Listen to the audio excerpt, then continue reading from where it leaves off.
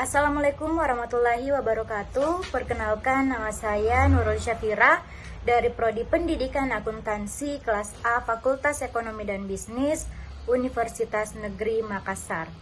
Pada kesempatan kali ini saya akan membahas mata kuliah Travel dengan materi tentang neraca. Berikut adalah penjelasannya. Dengan tujuan pembelajaran terdapat 5 poin. Yang pertama, menjelaskan pengertian neraca. Yang kedua, mengidentifikasi manfaat neraca. Yang ketiga, mampu menganalisis unsur-unsur yang terkait dengan neraca. Yang keempat, menjelaskan contoh-contoh bentuk neraca perusahaan jasa. Dan yang terakhir, membuat neraca. Materi yang pertama yaitu pengertian neraca.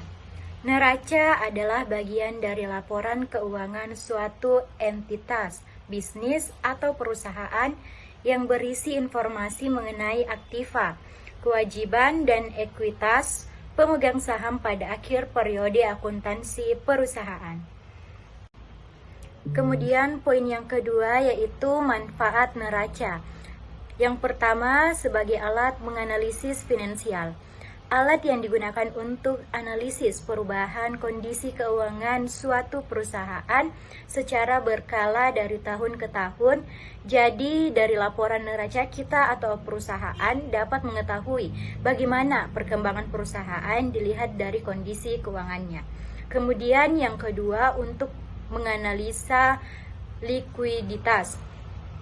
Alat untuk menganalisis likuiditas atau kemampuan perusahaan mengembalikan hutang dalam bentuk dana, cair atau liquid, suatu entitas bisnis sehingga diketahui kemampuan suatu perusahaan untuk melakukan kewajibannya dengan harta liquid. Kemudian poin yang terakhir, menganalisa pembayaran hutang.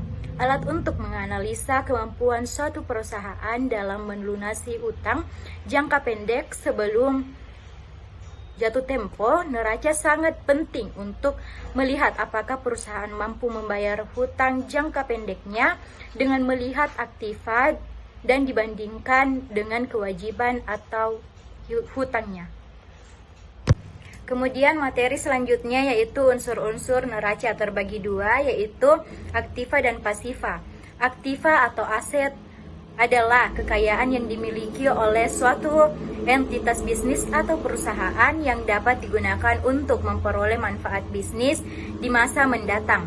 Pada dasarnya, aset ini merupakan kekayaan yang akan digunakan untuk operasional menyeluruh. Kemudian aktiva pun terbagi menjadi dua, aktiva tetap dan aktiva lancar. Aktiva tetap adalah aktiva yang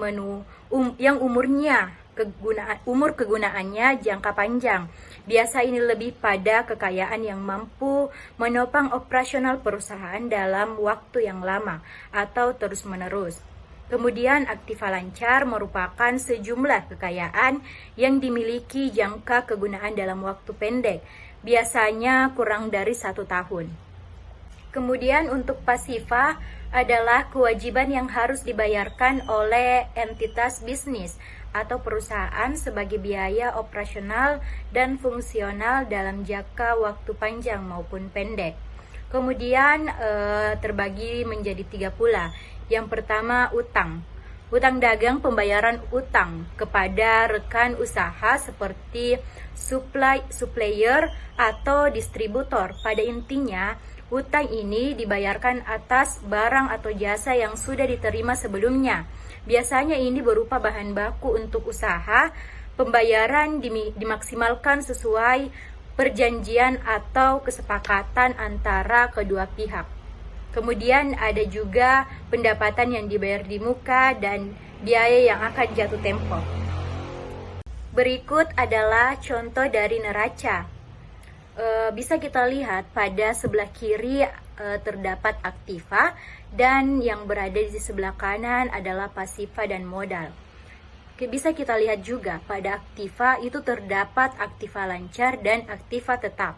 Kemudian pada pasiva itu terdapat kewajiban dan modal. Nah, itulah tadi video penjelasan materi tentang neraca yang saya jelaskan. Semoga dengan menonton video ini memberikan banyak manfaat. Kurang lebihnya mohon dimaafkan. Sekian dan terima kasih. Wassalamualaikum warahmatullahi wabarakatuh.